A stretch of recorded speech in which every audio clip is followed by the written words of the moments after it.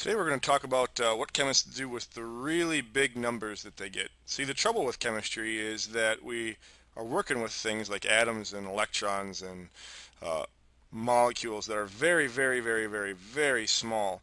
And so we end up counting huge, huge numbers of them, and those numbers are a problem. So, uh, chemists have come up with an idea here to help us make the numbers more manageable. Like if you were going to go to the grocery store and order 132 donuts, you wouldn't say to the lady, "I'd like 132 donuts this morning." You're going to tell her you want 11 dozen. A dozen is an idea that humans have come up with for breaking larger numbers down into smaller ones. We have others like a gross, which is 144, or a pair, which is 2. A score, you could go Abraham Lincoln and go 4 score, which is 4 groups of 20 or 80 years. So 4 score and 7 is 87 years. Well, breaking this thing down into smaller and more manageable numbers is something that people do, and chemists do it as well. So, an example, in 1 cup of water, there are, well, this many. I can't even say how many this is.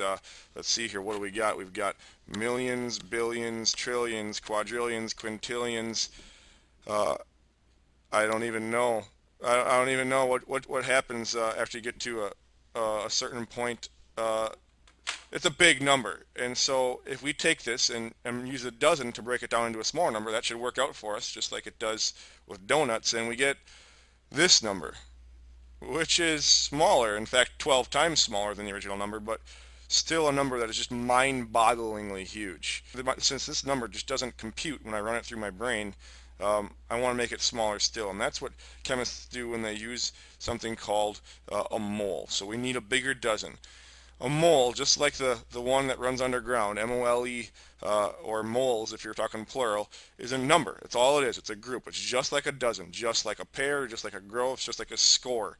It's a group that we use in order to group these huge numbers into smaller ones. So since we're dealing with such huge numbers, it has to be a big number. A dozen is 12 particles, whatever you're talking about. It could be donuts, it could be anything. It's 12 of whatever you're talking about, 12 particles. Well, a mole is 6.02 times 10 to the 23rd particles. That's the number written out right there. It's called Avogadro's number because Amadeo Avogadro was one of the scientists who worked on this idea in the first place and calculated this number. It's got an interesting history that's a little bit out of the scope of this video. So when we count particles, it's worthwhile to take a step back and try to remember what we're counting here. If we're counting a covalent compound like water, we'd be counting molecules. The smallest piece of water that you could still call water would be 1 molecule. Now we can split that molecule into hydrogen and oxygen, but that wouldn't be water anymore. So the representative particle that we're talking about when we're talking about counting water particles is a molecule. For elements like copper, the smallest piece of copper that is still copper is 1 copper atom. If we break it down any more than that, which we could go to protons, neutrons, and electrons, and maybe even beyond that. We could do that, but it wouldn't be copper anymore if we started splitting it up into smaller chunks. So the atom is the representative particle of an element like copper. Or for something like salt, we have got formula units. 1 sodium ion stuck to 1 chloride ion makes 1 formula unit of sodium chloride, and that is the smallest chunk of salt that is still salt, is a formula unit.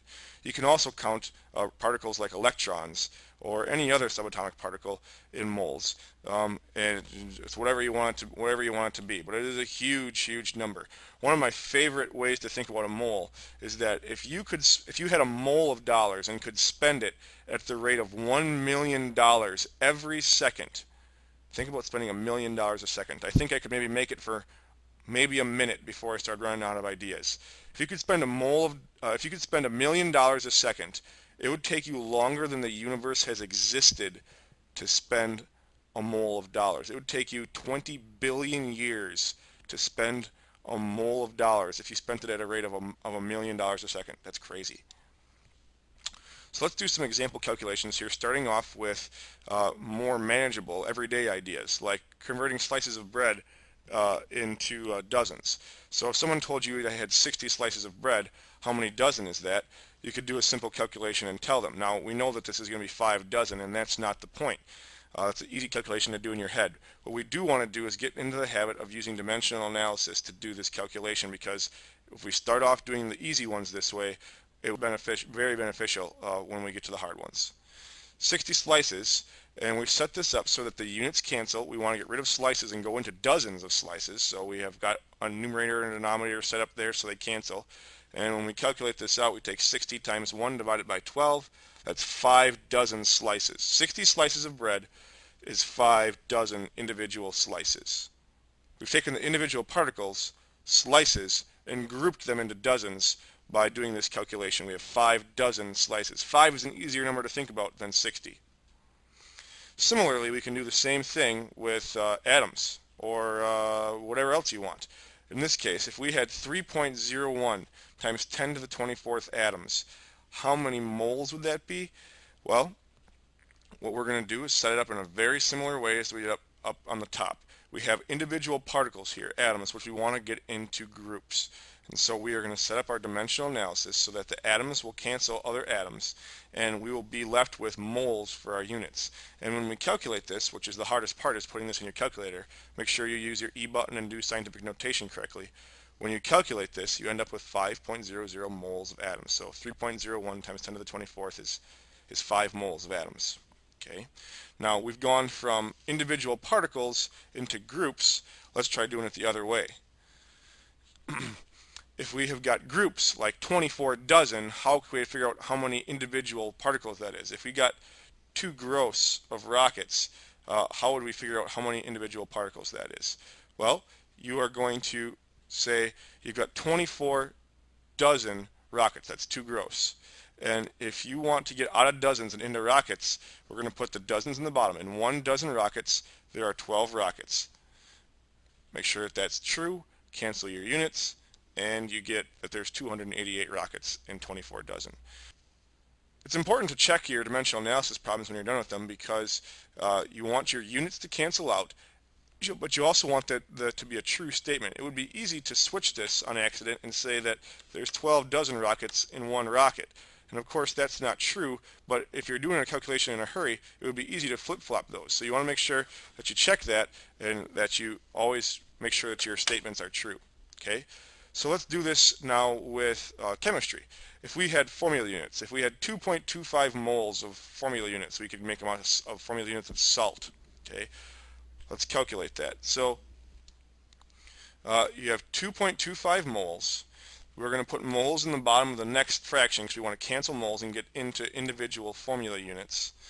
So in 1 mole, I have Avogadro's number, 6.02 times 10 to the 23rd formula units, and I end up with 1.35 times 10 to the 24th FUs. And again, the hard part about doing a lot of these calculations is doing the correct entry into your calculator of the scientific notation. So for many of you who are using TI calculators, the E button is the way to go.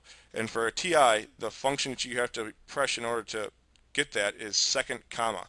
So when I type this into my calculator, I would type in 3.01, and then I'd put second comma, which is going to insert an E into your calculation. That means times 10 to the, and then I'd type 24.